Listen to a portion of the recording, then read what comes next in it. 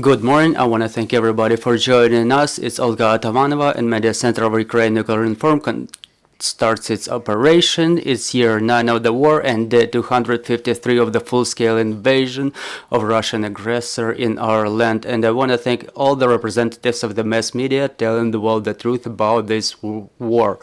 In brief, our schedule for today at 12 o'clock, we will have Sergei Khlan live with us, the deputy of Kherson Oblast Council, and we will talk about the situation in the Kherson region.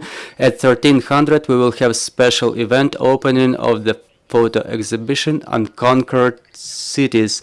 We will have Alexander Harchenko joining us. He's the Director General of Ukrinform National Information Agency. Vitaly Saran, the Director of Army Information Agency. Stepan Kubev and Alexander Svetotsky, Editor-in-Chief of Law Editorial, Law of Ukraine. And coming up next is Mstyslav Banik, Head of Electronic Services Development at the Ministry of Digital Transformation of Ukraine. Mr. Mstyslav, hello, and we'll talk about the new accessible services in Diya application. So, Mstyslav, I propose to start our conversation with the renewal of a number of digital services. Let's talk about this. Good morning, everybody. It's true, indeed. I'm happy to share some current events, some current projects with you. Talking about the current ones, I want to tell you about the first step in digitalization of notary services. I want to emphasize that in Diya application, there is voting going on for selection of the jury to Eurovision contest. You can only vote for one member, but then the top three who get the most of the votes, they will get the participants of the jury of the Eurovision for the next season. This is the first time it happens in this format through Diya application, and it's the first time we're voting for the members of the jury, not only for the participants of the contest itself. And today is the morning of Thursday. We started in the morning on Monday, and now we have 340,000 people voted. And it's the first time we had a case when we could ask the people for their opinion, and now the people feel that they have influence on all these processes. And obviously, in one way or another, it's one of the expressions of the electronic democracy, because democracy is a very broad notion, not only about voting in elections, but it's some form of influence of different processes going on in the society. And talking about Eurovision, it's one of, so to say, expressions of democracy. And last year we had Eurovision live in Diya application, and 1 million of people were watching Eurovision through Diya, and it's a great number, a big number showing the involvement. And the team of Eurovision team also understand that it's their means of communication with the people. I will proceed to other services in Diya. So technically it's electronic notary services, and the first step we launched is the verification of notary documents by QR code. At the basic stage it started in Kiev. Then it will expand to other regions of Ukraine, and when there is one person who provides power of attorney or power of attorney for a car, and other person using this document has more freedom of actions. What I mean is this document will be issued with a QR code.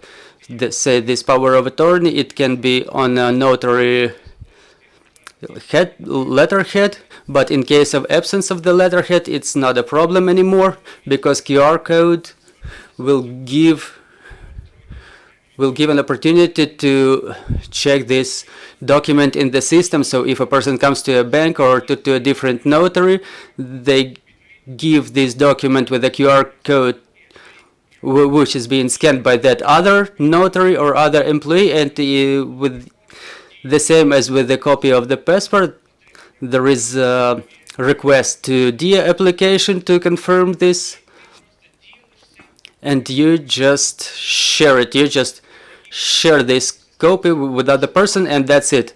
No chances of counterfeiting, no problems. No problems if there is no notary letterheads. It's just the it's just the first step, but as Neil Armstrong said, one small step for a human, but big step for humanity, and it's a big step for digitalization of this notary area. Also, we have a number of services we're currently working on now, and we're getting prepared for beta testing of the services for internally relocated persons. The change of place of registration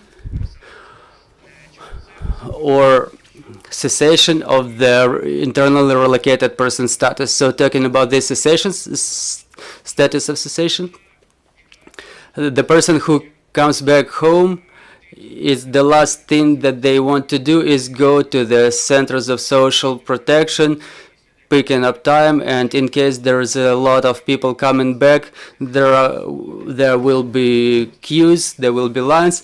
So if they cease this status, it gives additional stress, and we don't want this additional stress on the people. The service will be tested in Diya shortly, and after beta testing it will be coming up in full function. If you move from one region, say from Zakarpattia region, you move to Ivano-Frankivsk region, you have to get re-registered, and this service will be accessible in Diya, because in any case millions of people became internally relocated people, and these processes should not only be controlled and timely, but they should be convenient and accessible to all these people in big numbers. And we understand that the provision of such services within some short period is a complicated task, and only digitalization can help in this case. And we are not the only ones involved in these processes, but that's only the Ministry of Social Policy, and there is a donor help coming from United Nations, and also from the government of Sweden, who help us with implementation of these services. What else? We are getting prepared for testing of the project of the YeOselya, YeDwelling service. It's the cheap loans. Why cheap? Because the first installment may amount to 20%, and the period may be as long as 20 years, with the selection of an apartment or a house in any region of Ukraine. For example, if you choose mortgage now, you have to choose between the developers, and it's more complicated to buy something on real estate on the secondary market. The first ones who can claim this service are going to be the representatives of the law enforcement agencies, military, internally relocated people. There is a list of the categories of citizens for whom it will be accessible first, and the rate will be about 3%. So we'll launch beta testing soon. What does it mean, beta testing? It doesn't mean that, for example, in case of services for internally relocated people, they will just click on the screens. It means that the banks or our partners are ready. It's just that the service is only accessible to a limited number of people, so we could test it on the small stream to find the weak spots, weak links. We can correct the mistakes and make it accessible to a larger number of people, so there are no mistakes. And finally, I want to remind that we have in the Diya application the military bonds accessible for larger areas and larger number of people. Thank you. Mr. Mstyslav, let's go step by step. What about the beta testing? How long does it usually take after beta testing to launch this service for all the population? Usually, generally, it takes about a week. By the results of the week, we see if everything is alright, and we can open the service for all the citizens, but in case of necessity, we can do some additional processing and then launch it for everybody. As to the notary services, are we going to see the notary document just in the same way we're seeing passports and other documents as per the list, or is it only going to be possible to generate the QR code to be shared? No, it will not be accessible. In India, it's the notary who issues the notary document, and there is a QR code on the letterhead, and with the help of Diya you can only scan the QR code, but the document itself is not going to be reflected in the application. As to the voting, how long will it take for our people, and do you plan to launch the online air of Eurovision as it was last year? It will still be live until the one more week, and we want to discuss future votings and live air through Diya as well. Let's remind all those who watch us, there is a function in Diya where you can watch TV or listen to the radio, because it's a very important option under conditions of power shutdowns and energy saving means. Can you please tell us something else about that? Thank you for reminding this about the television and radio that you can watch and listen through Diya. We launched it in the end of February because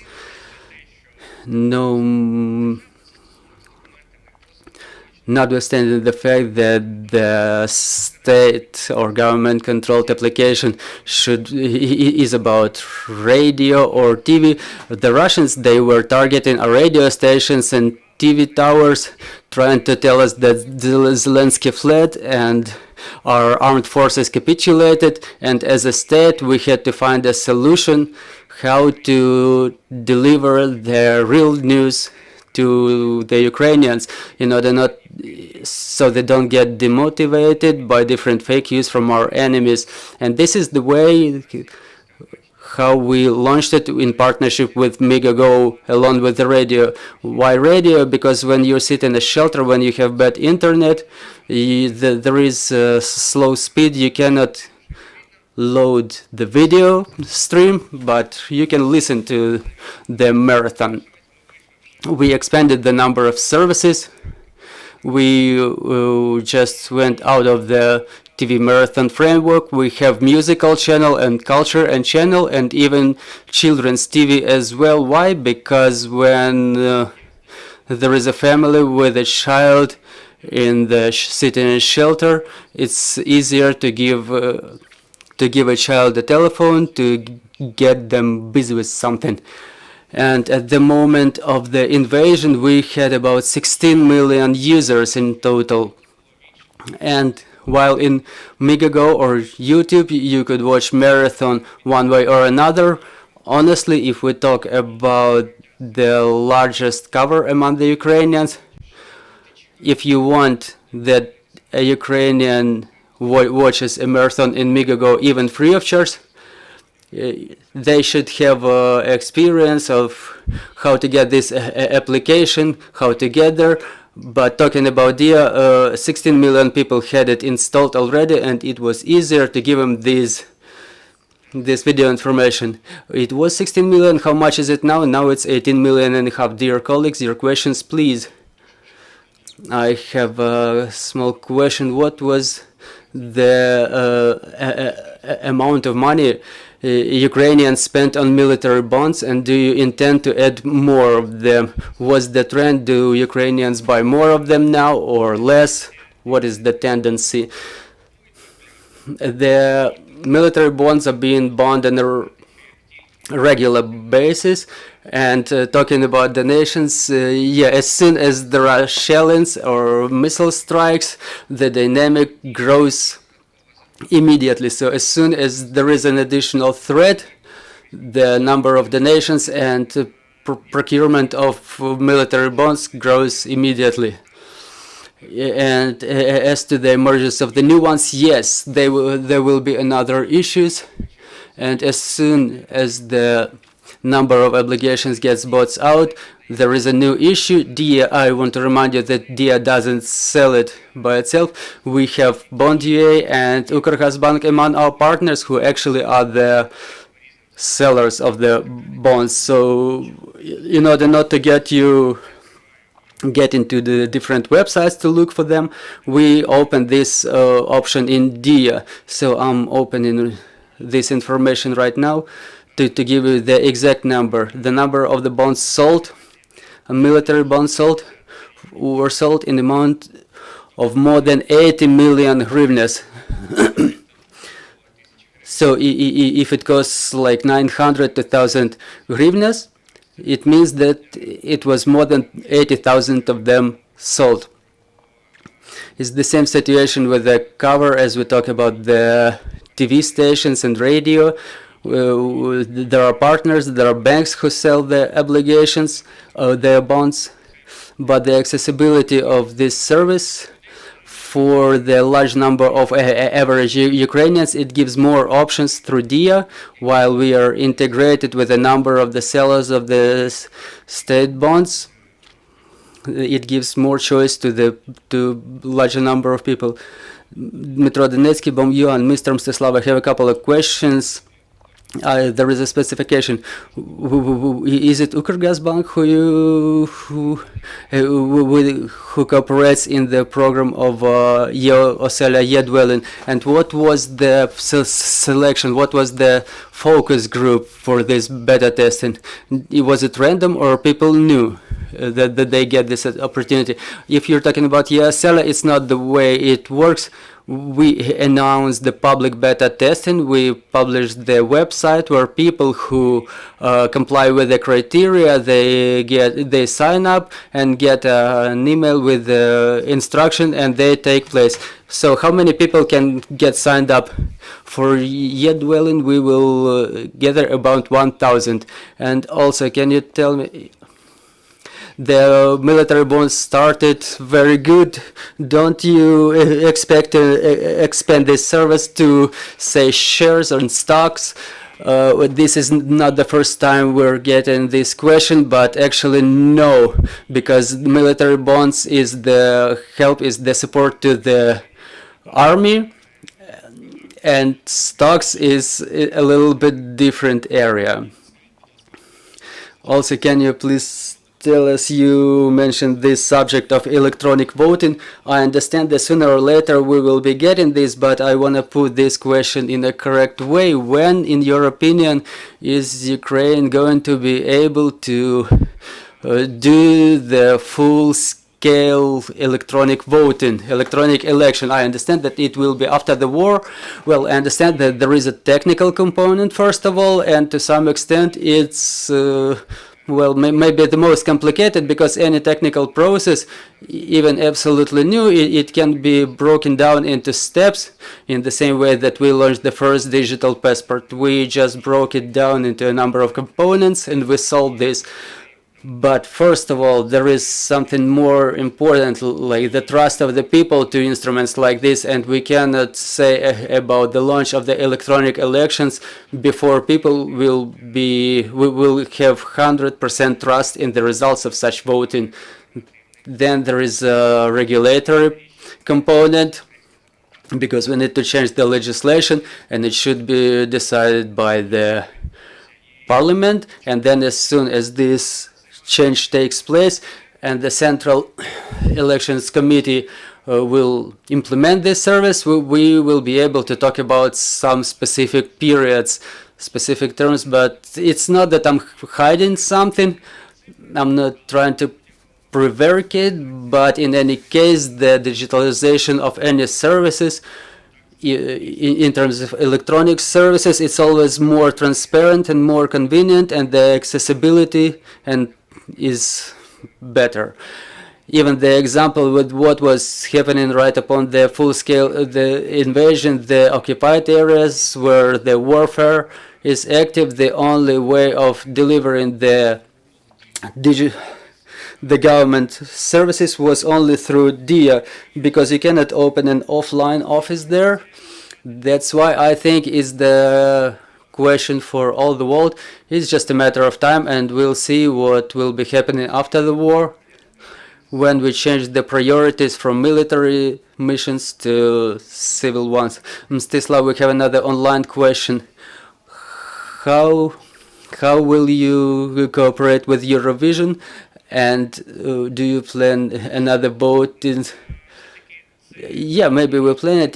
Those are the joint resolutions which should be discussed later after the completion of this voting and the satisfaction with the results, and further on we will be able to plan some further steps, because it's not about Diya or Ministry of Digital Transformation whether we should launch digital voting, but is the Suspilna television who comes to the Ministry of Culture and Information Policy, and Nukip who comes to us directly, and we collectively start to launch this process. Another question: what are the social services provided through Diya and Якщо during the war? Well, first of all, I will remind you once again, we will have better testing of change of registration address, and in the cell application you can submit for unemployment benefits, and integration with the government registers. We can digitize and automate many of these services, and on the portal we have different types of social support. We don't only have the mobile application, but we also have a government portal with a lot of services available, so people can just go there and see and pick up something necessary for them. Maybe not in focus of this question, but we have also a service of reporting for the damaged property, for those whose real estate was damaged due to the war. So you can submit an application and expect for repair or rebuilding and something else. Thank you. I will remind you, dear colleagues, we had Mstyslav Banik, Director for Development of Digital Services with the Ministry of Digital Transformation of Ukraine. Thank you, Mr. Mstyslav. Dear colleagues, our next briefing is at 12 o'clock. We will talk about the situation in Kherson region. Bear with us. Glory to Ukraine. Дякую.